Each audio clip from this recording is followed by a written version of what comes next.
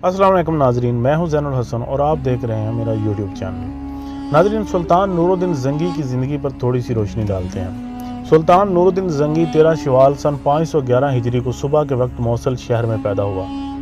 आपके वालिद का नाम अमादुद्दीन ज़ंगी था, आपकी वालदा का नाम जरकमिश था।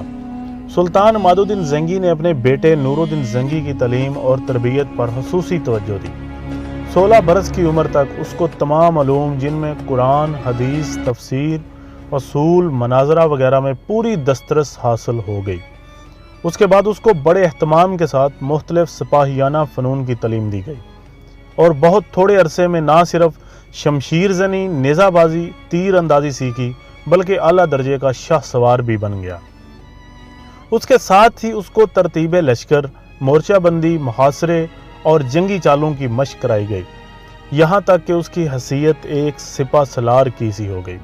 कुछ अरसा के बाद उसके वालिद अमादुद्दीन ज़ंगी को उसके एक मुहाफ़िज़ सिपाही ने शहीद कर दिया। उसके वालिद की शहादत के एक पहर के अंदर अंदर हलब में मौजूद तमाम फ़ौजियों और शहर के बाशिंदों ने शेर को, जो सुल्तान सलाहुद्दीन अय्यूबी के चचा थे, उनकी वसातत से नूरुद्दीन ज़ंगी की बैत कर ली और किसी तरफ से मुखालफत की आवाज़ भी ना उठी। बैत के बाद नूरुद्दीन ने शहर का इंतज़ाम दुरुस्त किया और हुकूमत के कामों में मशगूल हो गया। नूरुद्दीन ज़ंगी बहादुरी में अपने बाप की तरह था।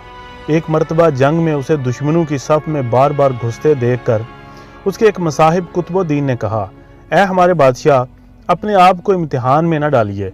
अगर आप मारे गए तो दुश्मन इस मुल्क को फतह कर लेंगे और मुसलमानों की हालत तबाह हो जाएगी।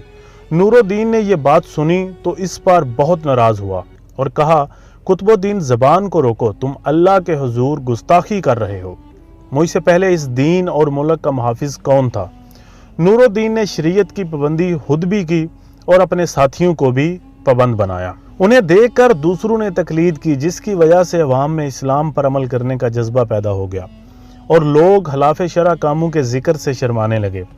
नाज़रीन, सुल्तान नूरुद्दीन ज़ंगी एक बहुत बड़ा जंगजू था। सुल्तान नूरुद्दीन ज़ंगी ने बहुत सी जंगें लड़ी और बहुत से इलाके और किले फतह किए, जिनमें मिस्र, शाम, फ़लस्तीन, दमिश्क और ईसाइयों की बहुत सी रियासतें शामिल हैं। नाज़रीन, सुल्तान नूरुद्दीन सिर्फ एक फ़ातह नहीं था बल्कि एक शफीक, हुक्मरान और इल्म परवर बादशाह था। उसने सल्तनत में मदरसों और हस्पतालों का जाल बचा दिया था। उसके इंसाफ के किस्से दूर दूर तक मशहूर थे। वो बड़ी ज़ाती ज़िंदगी गुजारता था। बैतुल माल का रुपया कभी ज़ाती खर्च में नहीं लाया था।